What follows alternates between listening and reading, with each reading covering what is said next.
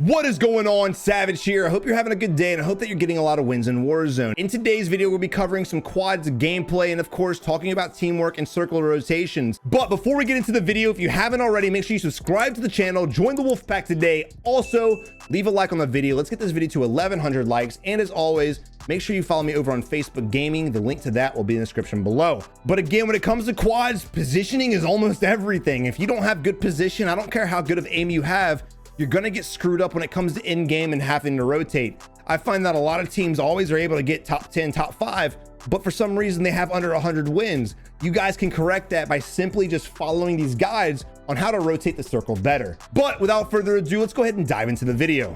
Hold up, boys, we've been recording all day. I need some sneak. I need some sneak to give me the energy needed to deliver this bomb-ass content. So here I am doing what I do best, dying for content. But here we are spectating Raymond. Now I do have streamer mode on, so it's not going to show their actual names because I don't want to hurt anybody's feelings. So here we are spectating this quads team and they're going for the objective they're supposed to go for. You want to go for the scavenger objectives and they have plenty of money. Look at the money they have. This is a perfect example of why scavengers are the best thing, especially when you're playing quads. You can get money so fast. So now we need to stop wasting time. We could grab a second scavenger if you're really feeling ballsy, but I definitely would probably get a loadout for sure. I'm not sure where the nearest buy station's at, but there probably is one relatively close. Once they get the buy station, they have the world to their advantage. They can focus on circles. They can grab. There's actually 2 other scavenger objectives here that nobody went for. What? Scavengers are very, very, very clustered with people normally. But for some reason, nobody went for them in this game. Or they can go for a bounty, which is exactly what we did. And that's a good play. That's what I would do. You want to have money for sure, but you don't want to waste too much time getting loot and scavengers and stuff. Once you have enough money for your loadout, get your loadout and roll out. All right, but here we are. We have enough money. We have enough money to buy almost 2 loadouts, and we're still looting. Buy your loadout. If you're next to a buy station, you know it's clear, buy your loadout. Buy your loadout. Why? Because, dude, we've spectated some games and my teammates have done this and I've done this too, you know, back in my early days. We find a lot of times that if you waste too much time, other teams will end up coming to this buy station too, and they'll end up killing you. And then you lose all your money that you just got. So if you have the money and you're at a buy, go ahead and buy. Don't waste any more time. You can always loot these buildings later. All right, but now we have our loadout and it's time to rotate. We are not on the favored side of the circle. We want to go ahead and cross the ravine and head west towards Promenade. You don't want to sit here and play the edge of the circle because anyone that's at prison, anyone that's at farmland are going to come up behind you. And as you're crossing the open, they're going to shoot you in the back. So you want to rotate quickly before you allow the circle to push those teams closer to you. Also, not to mention, we do have 3 bounties to our northeast we could grab. At this point, I wouldn't grab it right now. I would have grabbed it way earlier. But again, because we wasted a little bit of time looting way too much shit, it's too late for that. We really don't need that much shit. There's an enemy team just called back. It's called back one of their teammates. And again, we're by ourselves. For some reason, that was a waste of a precision. For some reason, Orange is by himself and we're running away from the fight with our back to the enemy. You can't jump off of that, fam. If you're engaged in a fight and you're in a good position, which he was on the roof, he could have just laid prone up there and popped up and got some shots off. If you're in that position, you don't turn your back to the enemy team and run away, especially when your teammates are over there to help you. So Raymond just turned a potential 4v4 fight, or actually it was a 4v3 because one of their teammates is coming back from the sky. But you just turned a 4v3 fight into a 3v3 fight, and now the tables have turned. They've leveled out a little bit. So thanks to you, your team might actually get wiped right here. And it's teamwork that makes the dream work, guys. Stop this. You got to look at your mini map. If you see your team is nearby and you're in a fight, don't hightail and run away. I'm not sure exactly what Purple was doing, but we knew there was a team there. And instead of him falling back and rotating and using cover, he just ran across a wide open area. So now the 4v3 is now a 3v2. And I'm not accounting the guy coming back from the gulag because he probably doesn't have his weapons. And again, we probably should have rotated, and he's not even over here anyway, according to the UAV. And again, we should have already rotated across the ravine. You don't want to allow the gas to push out other teams to come up behind you and shoot you in the back. We were literally just saying that, and then this happened. But now Blue's rotating out, and Orange came back from the gulag and landed on his loadout, which is exactly what he should do. Now, Perng, these auto names are crazy. Perng should have rotated with Blue. He should have rotated with us.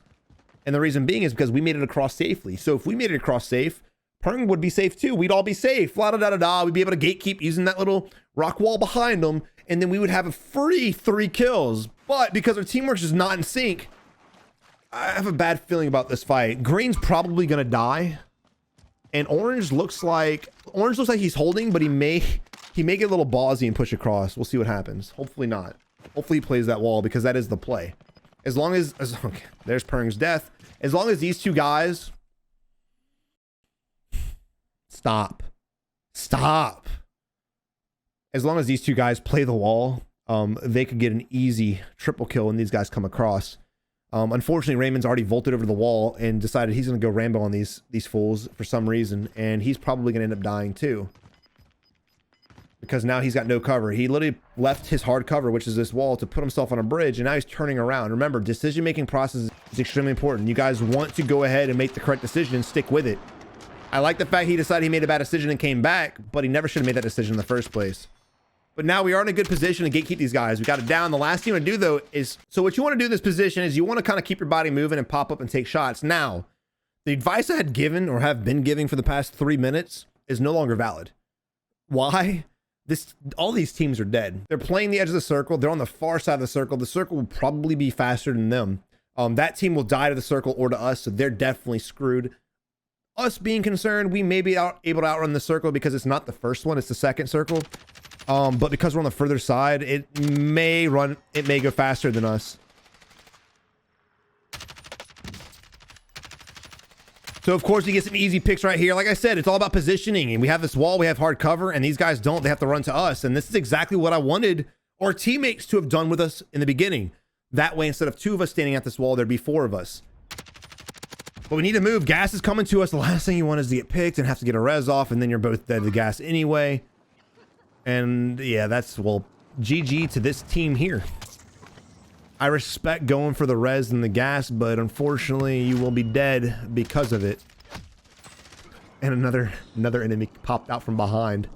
But all right, so he did survive the gas. Again, it's not the first circle, so the circle's not going to move as fast as the first one is. If you guys didn't know that, the first circle is the fastest, depending on the circle's location. So let's say there's a circle in the middle of the map, and I'll pull up the big map right here. Let's say the circle's right in the middle of the map, and let's say the next one rotates to the far northwest side. All of a sudden, you have a big gap, and you have some small gaps around it. Well, guess what? The bigger gap on the southeast side is going to move faster than the rest of the map because it closes in together. So the slower side is going to move slower. The bigger side is going to move faster. That's how it's been in every battle royale ever existed. You guys didn't know that. Now you do, and you can utilize that information to your advantage. And now I know a lot of people are watching this video like, Savage, duh. But not everybody's been playing this game. Believe it or not, there are a lot of people, a lot of players who've picked up this game recently for the very first time. So a lot of this information may be second nature for some of you guys, but for most players, it's not. And this is why I'm making these video series. When you're in a position like this, you want to get money. And as you can see, there's a recon objective on the map, but don't get it. The recon objective will not give you enough money to get your entire team back. And the last thing you want to do when you're solo squatting is shoot up a giant flare telling everybody where you're at when you're by yourself. I love recon objectives for sure. You had 2 people, if you had 3 people, if you had your entire team, maybe the situation would be different depending on your position. But in this situation here, ignore the recon objectives. Your focus is getting a supply run, a most wanted bounty, and playing the outskirts of the map, or hopefully a scavenger objective, which are probably not going to happen because they're pretty rare mid and late game. Now, talking about where we have to go right now, we got a lot of downtime. This part of the map is pretty unoccupied 90% of the time. Now, if the circle dictates differently, then of course people rotate where the circle tells them to. But in early game, not really going to be occupied. You may have a couple teams go to construction at best, but it's usually going to be your super big compounds like Promenade, like Superstore, like Stadium, like Airport, you know, big compounds like that, and maybe even Boneyard and some outskirt compound. But coming to these little areas right here, especially in quads, no team is going to land on 1 or 2 houses and try to make this rotation because it's going to take them a very long time to get money. However, over here might have some teams lurking because there's a buy station and there's also the bunker nearby. So just be aware when you're crossing in the open, you want to be utilizing cover to your advantage. I'd be using trees, moving from the tree to the rocks, moving from these cluster of rocks to that tree, and then working my way to the building instead of just running out in the open. Because if you're keeping your body near cover as you're rotating, whether you think you're safe or not, you do get shot at, you're able to jump back to the cover you had just left or that you're near. If you're out in the open, you're just screwed. You're just going to sit there looking around like you're John Travolta and be completely confused and get blitzed down. Talking about it all, you don't always have to go for objectives, especially when you're out here on this outskirts compound where people usually don't land at. It's probably going to be unlooted and you can gather money. And as you see here, he grabbed $15,000. Now he's able to get all of his teammate backs and sit on some extra money as well. I'm not sure exactly how much money his teammates are going to spawn with. There's 0, there's 200. It's like playing Jeopardy, and there's 300. All right, so they don't really have much for anything. They could buy a kill streak, but it's really not that warranted. Now our objective now is to find money again and get a loadout drop and or hopefully kill a team. Unfortunately for us though, we're the only member of the team with our loadout. Now this helicopter is not a spawn. There's also vehicles out here that are not spawns as well. So we could be driving into our death. As you guys are navigating the map, you need to be aware of where vehicles spawn at and where they don't spawn at, because you could potentially, again, show up and die. There are 3 vehicles here. Oh, that's absolutely the weirdest shit ever. You need to be aware of where vehicles spawn at, where they don't spawn at. Also, it had a camo on it, so clearly it wasn't an enemy. Now, I'm not sure where the enemies are at all. And neither is he. He's freaking out right now. He's freaking out, dude. That was a good play. That was a very good play. I love to see that. He put a C4 on the chopper. He watched the map, waited for the helicopter to get occupied, and then blew up the C4. It was perfectly placed. Unfortunately, because he was so far away, it was kind of a waste. He wasted the C4 play because he's not going to get the kill.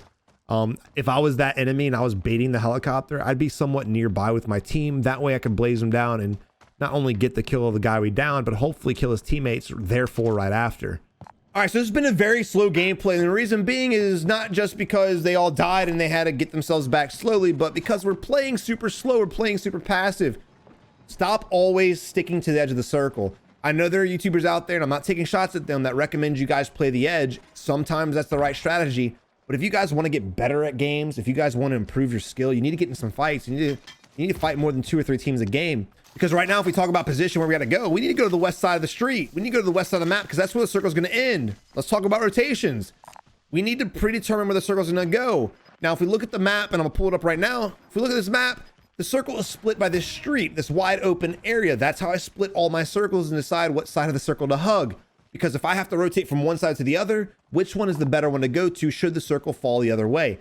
And judging by this circle right here, most of it is on the west side. So I'm going to go ahead and assume that the circle is going to rotate to the west. So that's where I want to be at. I don't want to have to play the edge and then rotate later on and get caught out in the opening as I'm crossing the street by people that are already in the right positions. That's the last thing you want to do. You want to predetermine your rotations and make your plays based off that. Now, sometimes you will make the wrong call. It happens to all of us. No one is perfect on predicting the circle. Most of the time, that strategy will work. But there are some scenarios, and we've had some videos on the channel, where the circle does dive a different way, does dive an area none of us guessed, and it happens. So that's fine. But you want to get in the habit of developing the skill to kind of pre-rotate and predetermine your circles. Now, these guys have the right idea. They're rotating to the west-hand side. They're playing the edge of the map. As far as the sniper's concerned, there's no reason for him to be staring at these guys. Ping them, I'm fine with that. But we didn't have to stare at them too long. We're not going to shoot our gun. Even if you get the down, you're not going to get the execution. We should be focusing on these guys right here. He just wastes that. So in circles like this, precision strikes and cluster strikes. Oh, he might go down. Oh, almost got him. Precision strikes and cluster strikes and forest endings and wide open endings, they're crucial because let's say that we're stuck on this side of the circle right here, and all of a sudden the circle rotates to the north out of our position. Now we have to move out in the open. That cluster strike, that precision strike that you have in your inventory could help suppress an enemy as they're shooting at you and give you an awesome amount of time to make it to the next position. So I wouldn't have just randomly shot it. You don't want to always shoot your cluster strikes when you see an enemy, because 9 times out of 10 you're going to miss the enemy because they're just going to sidestep and move out the way. And here the enemies are shooting one right back at us. We're just seeing people waste precision strikes. But fortunately, they were able to pick off a couple of these guys. So now all we have to do again is think about positioning. So right at this moment in time, we're exactly on the edge of the circle. We need to rotate to this hill where the enemies are at. You don't want to stay on the edge and allow them to shoot you because, again, you're out of position. That top hill that green's on, as you see on the mini map, is not safe.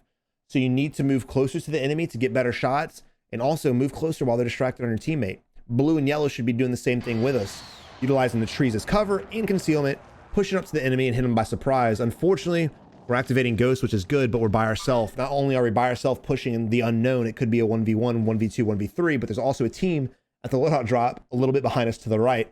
So we could get pinched in this situation. If we start shooting at this team, that enemy turns around on us, we could be dead. And I also want you guys to notice that our team is now fighting 2 different teams. We're looking for a different squad, and our teammates are doing something different too. This is how people get picked playing for kills, not playing for wins. You guys need to stop focusing on how many kills you can get, start focusing on how many wins you can get. At the end of the day, a true battle royale player, people who've been playing battle royale since the existence, they're going to be focused on your win-loss ratio, not on your KD, because at the end of the day in a battle royale, your KD does not matter. It's a nice goal to achieve. Be like, oh, I want to achieve a 1 KD. Oh, I want to achieve a 2 KD. That's fine. That should not be your primary stat. You want your win-loss ratio to be up, so start winning games. Don't worry about kills.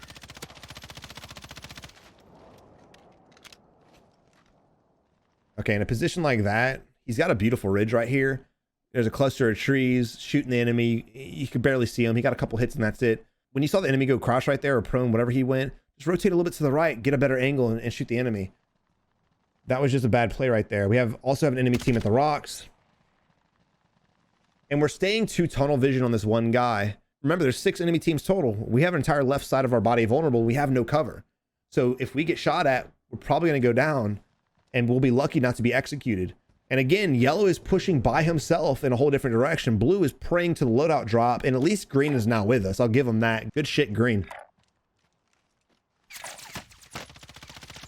Now, I always tell you guys not to go prone. Unfortunately for us, he was able to down us, but never go prone, because even if you're able to get it down, you're going to get executed by his teammates, especially if you're playing quads. I don't ever recommend going prone no matter what game you're playing, because you put yourself vulnerable and you're limiting your movement. He went down before I could talk about it, guys. So he needed plates. I get that. The satchel was there, beautiful. I love the fact that he wanted it, but that was not the time to go for it. Before you just dive out there to get the loot on the guys you just killed, remember, you just made a bunch of noise. The circle's really small and there's 4 teams total. They're probably going to be looking at where the gunshots are coming from. And if you put yourself out in the open to get some loot, you're going to die. Fortunately for him, he didn't get executed. He went down, but why put yourself in that position? Why waste the plates that you have? Scan the area before you go and dive out there for some loot.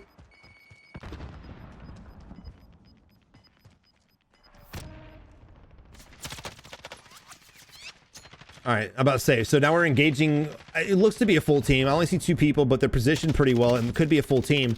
And we all need to be fighting the same guy. I like the fact that yellow's kind of scanning the right-hand side and then he fights and he scans the right-hand side. So yellow's got the right mindset right now. You don't want to get hyper-focused on the fight. You want to be scanning for other teammates, but whenever you realize your right-hand side is safe, you want to start targeting those guys as well. I'm not sure why he dove back for those plates. He had 2 plates. He could have popped.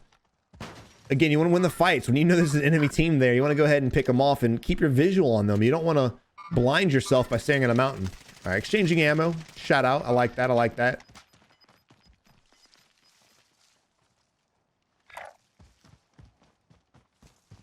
All right, so something I don't like right now. The enemy team we're shooting at is on the edge of the circle. We need to kill them. Screw this circle. Screw this circle. We need to kill this team. Because there's 2 other teams out there. 2 other enemy teams, not including us in this team. There's 2 other enemy teams that are going to be fighting for the circle as well. So what's going to happen? I'll tell you what's going to happen right now. And if it doesn't happen, I'll be extremely shocked. We're going to get hyper-focused on getting this position and fighting whatever teams are coming for the circle as well. And while we're fighting those teams, this team that we already knew existed, that we already started fighting, they're going to grab this hill to our left. That's the high ground. And they're going to shoot us in the back.